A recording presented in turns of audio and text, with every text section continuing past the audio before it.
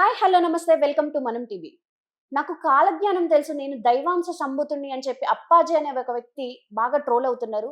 అసలు ఆయనెవరు? ఆయన బ్యాక్‌గ్రౌండ్ ఏంది? అనేది తెలుసుకోవడానికి ప్రయత్నం చేద్దాం. ఇప్పుడు మనతో ఉన్నారు సీనియర్ జర్నలిస్ట్ కట్టా కార్తిక్ గారు. నమస్తే సార్. నమస్తే రమ్య. సార్ అప్పాజీ అనే వ్యక్తి నాకు ప్రపంచంలో ఏమి జరుగుతది, ముందు ముందు ఏం జరుగుతదనేది గూడా ఆయనకి తెలుసు అన్నట్టు మాట్లాడుతున్నారు. అసలు ఎవరాయన? ఇప్పుడు ఒకప్పుడు సోది చెప్తాం అని ఊర్లలో తిరిగేవాళ్ళు. అవును. వాళ్ళు మాకు భవిష్యత్తు ముందే చెప్పగలుగుతామని చెప్పేసి జాతకాలు చెప్పేవాళ్ళు చేయి చూసి. యెస్. కానీ పాపం వాళ్ళు ముందే ఓపెన్ అయ్యేవాళ్ళు. మేము చెప్పేది సోది అని. హ్మ్. వాళ్ళు బతుకు తెరువు కోసం ఆ పని చేసేవాళ్ళు. వాళ్ళు చెప్పే దాంట్లో ఆనందాన్ని ఎతుక్కోవటం కోసం నమ్మకం ద్వారా వాళ్ళంతా పాజిటివ్‌గా చెప్తారు. రాబోయే కాలంలో మీకు ఇట్ట జరుగుతుంది, మీకు అలా జరుగుతుంది. మీ అబ్బాయి కలెక్టర్ అవుతాడు, లేదా ఇంజినీర్ అవుతాడు, హ్మ్. డాక్టర్ అవుతాడు. ఇలాంటి ఏదో పాజిటివ్‌నెస్ మెంటల్‌గా ఫీల్ చేపియటం కోసం వాళ్ళు చెప్పేవాళ్ళు. వాళ్ళు చెప్పే దాంట్లో జనం కూడా ఆనందాన్ని ఎత్తుకొని ఓ రూ. 10 వాళ్ళ చేతిలో పెట్టేవాళ్ళు. యెస్. ఇదంతా కూడా ఒకళ్ళ బతుకు తెరువు కోసం, మరొకళ్ళ ఆనందం కోసం చేసుకునే పనిగా ఉండేది.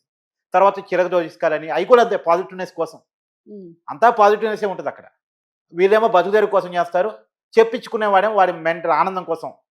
వాళ్ళ వాళ్ళ కొడుకు వేరే వాళ్ళ చేత కలెక్టర్ అవుతాడు, డాక్టర్ అవుతాడు, ఇంజినీర్ అవుతాడని చెప్పించుకుంటే వాళ్ళకి ఆనందం గదా! ఖచ్చితంగా. పోతే పోయినయి రూ. 10 అవును. ఆనందమైన విషయం కన్నా ఏం కావాలి? అని అవును. చెప్పేసి చెప్పించుకునేవాళ్ళు. అవును. అది తర్వాత ఏమైందంటే ప్రజల్లో దీన్ని అంటే జాతకాల పట్ల ఉన్నటువంటి ఆసక్తిని గమనించినటువంటి కొంతమంది జ్యోతిష్కులు తయారయ్యారు. ఓకే. అంటే ఒకళ్ళ డేట్ ఆఫ్ బర్త్ చెప్తే, ఒకళ్ళ చేయి చూపిస్తే వాళ్ళ జాతకం మొత్తం చెప్తామని చెప్పేసి జ్యోతిష్కులు తయారయ్యారు. నిజానికి జ్యోతిష్యం మంచిదే.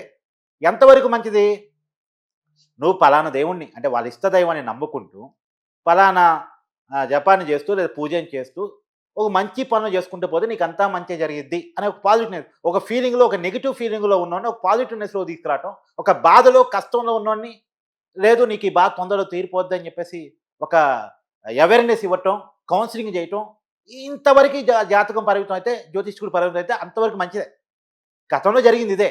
అవును. ఏది పాపం సోది చెప్తాం అన్నోళ్ళు, చిలక జ్యోతిష్కులు చేసిందదే. ఒక సహజంగా ఒక బాధలో ఉన్నోళ్ళు, కష్టంలో ఉన్నోళ్ళు ఆ బాధని, కష్టాన్ని మర్చిపోవడం కోసం ఈ కష్టం నీకెంతో కాలం ఉండదు. నీ ఇష్ట దైవాన్ని తలుచుకుంటూ, పూజ చేసుకుంటూ, లేదా ఒకరోజు ఉపవాసం చేసుకుంటూ, నీ ఇష్ట దైవం అంటే వెంకటేశ్వర స్వామి అయితే శనివారం, అయ్యప్ప స్వామి అయితే బుధవారం, సాయిబాబా అయితే గురువారం, ఏదో వాళ్ళకి ఇష్ట దైవాన్ని బట్టి పలానా రోజు నువ్వు ఉపవాసం చేసుకుంటూ, ఒక పూజ చేసుకుంటూ, నీ ఇష్ట దైవాన్ని తలుచుకుంటూ, మంచి చేసుకుంటూ వెళ్ళిపోతే నీకంతా మంచి జరిగిద్ది.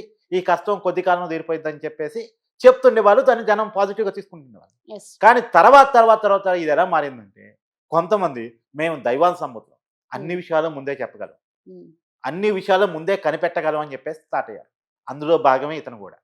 ఓకే. అంటే ఒక మనిషి పోగానే ఆ మనిషిని చూసి పేరు చెప్పేస్తాడంట, మొబైల్ నంబర్ చెప్పేస్తాడంట. హుహు. ఎలా చెప్పేస్తాడు?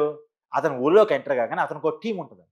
హ్మ్. అతను కర్ణాటక రాష్ట్రంలో ఉంటాడు. హుహు. అప్పాజీ అనేటువంటి వ్యక్తి. అయితే అతనికో టీమ్ ఉంటది. ఆ టీమ్ కనిపెట్టేసిద్ది. అంటే హ్మ్. ముందే నీ వివరాలు కనిపెట్టేసి అతనికి చేరవేస్తది. అప్పాజీకి చేరవేస్తది. ఓకే. ఆల్రెడీ కనిపెట్టినటువంటి విషయాలు నీ ముందు చెప్తాడు. హ్మ్. కనిపెట్టిన విషయాలు నీ ముందు చెప్పేసరికి నీకు ఆశ్చర్యం కలిగిద్ది. నా విషయాలు చెప్పగలుగుతున్నాడు కదా! నిజానికి అతను దైవానికి సంబంధుడు అన్ని విషయాలు ముందే చెప్పగలడనుకుంటే, మొన్న వెరీ రీసెంట్‌గా ఢిల్లీలో భూకంపం వచ్చింది. ముందే ఎందుకు చెప్పలేకపోయాడు? యెస్. చెప్పుంటే ప్రభుత్వం జాగ్రత్త పడి ఉండేదిగా. ప్రజలు జాగ్రత్త పడి ఉండేవాళ్ళుగా. రైట్. తర్వాత మొన్న తెలుగు రాష్ట్రాల్లో వరదలొచ్చినాయి. విజయవాడలో గాని, ఖమ్మంలో గాని. చెప్పలేదే మరి. హ్మ్. ప్రభుత్వాలు జాగ్రత్త పడేగా. కేరళలో వరదలొచ్చినాయి. చెప్పలేదే. సరే అక్కడ అయితే ఉన్నటువంటి ఇప్పుడు ప్రభుత్వం ఇవి ఉన్నాయి గదా! మీరు చెప్పారు భూకంపం గాని, వరదలు గాని, దానికి గూడా వాళ్ళు ఎక్స్‌ప్లనేషన్ ఇచ్చారు గదా! సార్. చాలా మంది చెప్పారు. మేము పంచభూతాలనైతే కంట్రోల్ చేయలేము. వాటి గురించయితే చెప్పలేము. మిగిలిన ఏదైనా చెప్పగలుగుతాం అని చెప్పారు గదా! కంట్రోల్ చేయొద్దు. హ్మ్. కనిపెట్టి ముందే చెప్పమను. హ్మ్. నువ్వేం కంట్రోల్ చేయదు. ప్రమాదాలు ఆపమని చెప్పట్లే నేను. అరచేతిని అడ్డం పెట్టి ఆపమని చెప్పట్లే. ఇప్పుడు వీళ్ళు పంచభూతాలు కూడా కంట్రోల్ చేస్తామన్న వాళ్ళు వీళ్ళోళ్ళు. పంచభూతాలు కంట్రోల్ చేయలేమన్నోళ్ళు కొంతమంది నువ్వు ఒప్పుకుంటా. యెస్. వీళ్ళు కంట్రోల్ చేస్తామని. సరే కంట్రోల్ చేస్తావా చేయవా పక్కన పెట్టి అసలు ఆ ప్రమాదాన్ని ఆపమని నేను అడగట్టా. ప్రమాదాన్ని ముందే గమనించి చెప్పమని చెప్తున్నాం. హ్మ్. ఇప్పుడే భూకంపం ఆపమని చెప్పినా, కేరళ వరదలు, కొండ చర్యలు ఆపమని చెప్పినా, ఆపని చెప్పలా. జాగ్రత్తలు చెప్పడం కోసం, జాగ్రత్తలు తీసుకోవడం కోసం ముందే చెప్పమని చెప్పా. మన కుంభమేళాలో 40 మంది దాకా చనిపోయారు పాపం. ముందే ఆ ప్రమాదాన్ని అంచనా వేసి చెప్పగలిగుంటే, ప్రభుత్వం ఇంకొంత జాగ్రత్తగా ఉండుండేదిగా. సెక్యూరిటీ లెవెల్స్ పెంచుకొని ఉండుండేదిగా. తిరుపతిలో 6గురో ఏమో చనిపోయారు. చెప్పుంటే ప్రభుత్వం జాగ్రత్త పడి ఉండేదిగా. అంటే నీకు అన్ని విషయాలు ముందే చెప్పగలిగినప్పుడు, దైవాంశ సంభూతుడివి అనుకున్నప్పుడు, ముందే చెప్పొచ్చుగా తెలుసుకొని. హ్మ్. నువ్వు భవిష్యత్తు వాణిని చూడగలిగినప్పుడు, అంటే రేపు కూడా ఏం జరగబోతుందో ఇవాళే తెలుసు నీకు. ఉమ్. ఈ ప్రపంచం మొత్తం నీ కంట్రోల్‌లో ఉంది అనుకుంటే ఎందుకు చెప్పట్లే నువ్వు? అంటే ఇదంతా ఒక భ్రమ, పిచ్చి. అయితే మనకున్నటువంటి మూఢనమ్మకాన్ని సరే అయితే మనకు ఇప్పుడు అంటే కష్టపడడం మానేసి అంటే ఇన్కమ్ సోర్స్ కోసం ఇలాంటి డ్రామాలు ప్లే చేస్తున్నట్ట అంటే జనాల గుడ్డి నమ్మకాన్ని వాడుకొని. యెస్. జనాల గుడ్డి నమ్మకాన్ని వాడుకొని కొంతమంది పెరుగుతారు. వీళ్ళని రాజకీయ నాయకులు ఎంకరేజ్ చేస్తారు. రాజకీయ నాయకులకి ఏంటి అవసరం అంటే ఇలాంటోళ్ళని ముందు పెట్టేసి ఎనకాల రియల్ ఎస్టేట్ మాఫియా అని, లేదంటే బ్లాక్ డబ్బుని వైట్ చేసుకోవడం, వైట్ డబ్బుని బ్లాక్ చేసుకోవడం. ఇలాంటి దందాన్ని నడిపిస్తారు. ఉమ్, ఒక ల్యాండ్ మాఫియాని, ఒక బ్లాక్ మాఫియాని నడిపేయడం కోసం ఇట్లాంటి కొంతమందిని రాజకీయ నాయకులే తయారు చేసి జనం మీద రుద్దుతారు. ఉమ్, ఇప్పుడు వీళ్ళందరినీ రాజకీయ నాయకులు కలుసుకుంటారు చూడు. ఒక ఎంపీ పోయి కాళ్ళకి దండం పెడతాడు. ఒక Yes. ఎమ్మెల్యే పోయి సాష్టాంగ నమస్కారాలు చేస్తాడు. ఒక మంత్రి పోయి అభినందించేసి జాతకం తెలుసుకొని వస్తాడు. అంటే జనాలకి ఏమనిపిస్తుంది? "ఒరేయ్, పలానా పెద్ద నాయకుడే పోయాడు, పలానా మంత్రే పోయాడు, పలానా ఎమ్మెల్యేనే పోయాడు, పలానా ఎంపీనే పోయాడు, పలానా బయటకు వచ్చి ఆయన పూజ ఫలితంగానే, ఆయన చూడటం ఫలితంగానే, ఆయన్ని ఫాలో కావటం ఫలితంగానే ఎంపీ అని, ఎమ్మెల్యే అని, మంత్రి అయ్యానంటే ఓట్టేసిన ప్రజలంతా పిచ్చోళ్ళా? Hmm. ఎవరు ఓట్టేయటం వల్ల నువ్వు అయ్యావు? ఉమ్, ఆ ప్రజలు పిచ్చోళ్ళు. నీకు ఈయన జాతకం చెప్పడం వల్ల, ఈయన పూజ గ్రహాలు చెప్పడం ఫలితంగా నువ్వు ఎమ్మెల్యే, ఎంపీ అని ఇండైరెక్ట్ గా ప్రమోటింగ్ చేస్తున్నారు వాళ్ళని. ప్రమోట్ చేస్తారు. ఎందుకు? వీళ్ళ వెనకాల వీళ్ళ దందా నడవాలి అంటే అక్కడ ఆయన కనపడాలి. ఆయన ముందు కూర్చోబెట్టి వెనకాల ఏదో నడుపుకుంటారు. ఓకే. ఇప్పుడు గతంలో కల్కి భగవాన్ అని ఒక స్వామి బాగా ఫేమస్ అయ్యాడు. Yes. ఎంత ఫేమస్ అయ్యాడంటే మన తెలుగు రాష్ట్రాల్లో కూడా చాలా చోట్ల ఆయన విగ్రహాలు పెట్టడం, ఆయన బొమ్మలకి పూజలు చేయటం, ఆయన బొమ్మలో నుంచి నెత్తి నుంచి తేనె కారుతుందని నమ్మారు. ఉమ్, నమ్మారు. నిజాన్ని నమ్మారు. ఒకవేళ కల్కి భగవాన్ గురించి ఎవరైనా చెడుగా చెప్తే మనలాంటి వాళ్ళని ఎడ్యుకేట్ చేసే ప్రయత్నం చేస్తే దాడులు కూడా జరిగాయి. yes. అంటే మా మనోభావాలను దెబ్బతీస్తావా? ఉమ్, మా దేవుడిని కించపరుస్తావా? మా దేవుడి గురించి మాట్లాడుతావా? ఎవరు నువ్వు అసలు? అని దాడులు చేసేది. దాడులు జరిగిన తర్వాత చాలా కాలం తర్వాత తెలిసింది ఏంటి అంటే అక్కడ పెద్ద మాఫియా నడుస్తుంది. ఉమ్, ఓ డ్రగ్స్, గంజాయి, చివరికి మడ్డల దాకా కూడా వెళ్ళింది వ్యవహారం. ఉమ్, ఆ కల్కి భగవాన్ మీద చాలా ఆరోపణలు వచ్చాయి. ఆరోపణల మీద అనేక ఎంక్వైరీలు కూడా జరిగాయి. సరే, కేసులు ఏమైనాయి అనేది పక్కన పెట్టు. ఎందుకంటే ప్రభుత్వాలు లొంగిపోతూ ఉంటాయి పెద్దవాళ్ళకి. తర్వాత డేరా బాబా అని ఉత్తరప్రదేశ్లో కూడా ఉన్నాడు. ఆయన చాలా బలంగా గుడ్డి నమ్మకం. అక్కడ ఉన్నటువంటి లోకల్ ప్రజలు కానీ చాలామంది చాలా బలంగా నమ్మేవాళ్ళు. నార్త్‌లో డేరా బాబా అని ఏమన్నా అంటే ఒప్పుకునే వాళ్ళు కూడా కాదు. ఉమ్, కానీ తీరా మొన్న ఈ మధ్య అక్కడ ప్రభుత్వం ఎంక్వైరీ చేస్తే, యోగి ఆదిత్యనాథ్ ప్రభుత్వం ఎంక్వైరీ చేస్తే శవాల గుట్ట తేలింది. ఆ. శవాల గుట్ట. ఉమ్, ఇప్పుడు అలాంటి బాబాలు, అలాంటి స్వామీజీలు, అలాంటి చాలామంది అంటే ఏ మతంలోనే ఉన్నారు, ఇంకో మతంలో ఉన్నారు, అన్ని మతాల్లో ఉన్నారు. అందరు పిచ్చోళ్ళు.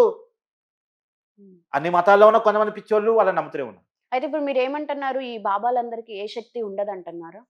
అంటే అసలు వాళ్ళు చెప్పేది ప్రతిదీ అబద్ధమని అంటారు. ఏ గ్రంథమైనా చూడు, ఏ మత గ్రంథమైనా చూడు, ఏం చెప్తుంది? దేవుడు అనేవాడు మనిషిని నడిపించేవాడు తప్ప మనిషికి అతీతమైన శక్తులు అంటూ ఏముండవు. ఉమ్, నిజానికి ఈ దేవుళ్ళ లీస్ట్ కింద తీస్తే అసలు దేవుళ్ళ లీస్ట్ కంటే పెద్దది. మనం నమ్మే దేవుళ్ళ లీస్ట్ కంటే కూడా చాలా పెద్దది. ఉమ్, వీళ్ళని చూస్తే ఆ దేవుళ్ళు కూడా భయపడతారు. అంతగా వీళ్ళు మాట చెప్తా ఉంటారు. ఉమ్, వీళ్ళ వెనకాల పెద్ద మాఫియా. నీకు ఉదాహరణ చెప్పాను కదా, కల్కి భగవాను, డేరా బాబా. ఇంకా చెప్పండి చెప్తా. ఒకడేం జుట్టులో నుంచి శివలింగాన్ని తీస్తా అంటాడు, ఉమ్, ఒకడు నోటి నుంచి విభూతి తీస్తా అంటాడు.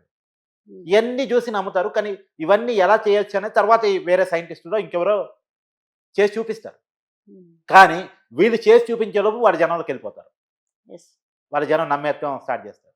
మళ్ళీ వీళ్ళు ఏం చేస్తారు తెలుసా? వాళ్ళ దగ్గరలో ఉన్నటువంటి ప్రజలకి మంచి చేస్తారు ఆ ఏరియాలో. ఎందుకంటే వీళ్ళ గురించి పాజిటివ్నెస్ ఆ ప్రజల్లో చర్చపడాలి.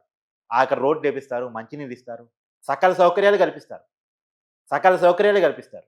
సకల సౌకర్యాలు కల్పించిన తర్వాత అక్కడ ప్రజలు వీళ్ళ గురించి మంచిగా మాట్లాడుకుంటున్నారు అనుకో, ఆ ఏరియాకి నువ్వు పోయి ఆ స్వామీజీ గురించి ఎంక్వైరీ చేద్దాం అనుకున్నా నువ్వు కొడతారు. ఉమ్. అంటే వీళ్ళకి ఐటీ రైట్స్ కూడా ఉండవేమో కదా? IT raids. అందుకనే కదా వాళ్ళని పెంచి పోస్తే రాజకీయ నాయకులు వాళ్ళ దగ్గర డబ్బు దాస్తారు. వాళ్ళ మీద ఏ రైట్స్ ఉండవు. రైట్స్ చేసినా ప్రజలు ఊరుకోరు. ఉమ్, వాళ్ళని తిరిగితేనే ఊరుకోరు. ఇంకా రైట్స్ దాకా అక్కడ అధికారులు పోయి మళ్ళీ బయటకు రావటం కూడానా ప్రజలు ఉరికించి కొడతారు. అంటే అంతగా వాళ్ళని మోటివేట్ చేసుకుంటారు. ఆ రకమైనటువంటి సర్వీస్. అంటే వాళ్ళు సంపాదించే రూపాయలు ఒక పావలా ప్రజల కోసం ఖర్చు పెట్టారు. ఒక లోకల్‌లో ఉన్నటువంటి ప్రజల కోసం. అక్కడ ప్రజలు ఏం చెప్పుకుంటారు? మా ఓడు దేవుడు అని చెప్పుకుంటారు. yes. ఆ ఫీలింగ్ నాకు క్రియేట్ చేసి పెట్టుకుంటారు. ఇవన్నీ జరుగుతున్నాయి. చివరికి అంటే పేరు చెప్పడం నాకు ఇష్టం లేదు కానీ మన తెలుగు రాష్ట్రాల్లో ఒక ఫేమస్ అయినటువంటి ఒక బాబా, ఆయన దైవాన్ని సంబూతుడు అన్నారు, దేవుడు అన్నారు. చివరి పాపం ఆయన చనిపోయిన తర్వాత ఆయన ఆస్తులు ఎడిపోయినాయి కూడా తెలియదు. ఉమ్, ఆయన ట్రస్ట్‌కి సంబంధించిన ఆస్తులను చాలామంది కాజేశారు అనేటువంటిది ఇప్పటికీ చాలామంది మాట్లాడుకుంటున్న మాట. ప్రజలు మాట్లాడుకుంటున్న మాట నేను చెప్తున్నా. మరి ఆయన ఆస్తిని ఆయన రక్షించుకోలేకపోయాడుగా, మరి ఆయన బాబా దైవం సంభూతులైతే. ఉమ్, ఆయన ఆస్తిని ప్రజలకి పంచలేకపోయాడుగా, కొంతమంది దొబ్బేశారని కదా ప్రచారం. అంటే ఇవన్నీ కూడా మనం నమ్మినంత కాలం, మనం మోసపోవటానికి రెడీగా ఉన్నంత కాలం, మోసం చేయడానికి కొంతమంది రెడీగానే ఉంటారు. ఓకే. మోసం పోవటానికి నువ్వు రెడీగా ఉన్నావా లేదా అనేది నేనంటే నువ్వు చదువుకున్నోళ్ళు కూడా ఇలాంటి నమ్మకాలు ఎక్కువ నమ్ముతున్నారు. ఎస్. అంటే అందుకని వెనకాలకి అంటారు. పాపం పెద్దోళ్ళు ఊరికే కొన్ని చెప్పరు. మంత్రాలకి చింతకాయలు రాలవు. రైట్. ఎవరు చెప్పారు ఇది? మన పాత కాలంలో పెద్దోళ్ళు చెప్పారు. ఎందుకు? ఇలాంటి అజ్ఞానాలు వస్తాయి కాబట్టే మన మైండ్‌లో ఇలాంటివి పెట్టడం కోసం చెప్పారు. ఎస్. కానీ ఇంకా అజ్ఞానాన్ని నమ్ముకుంటుంటాం. ఇంకా మూర్ఖత్వాన్ని నమ్ముకుంటుంటాం. చదువుకున్న చదువు కూడా లేదు. ముహూర్తాలు చూసుకొని అన్నీ చేస్తా ఉంటాం. అసలు ముహూర్తం పెట్టిందెందుకు? మీరు పాటిస్తుందెందుకు?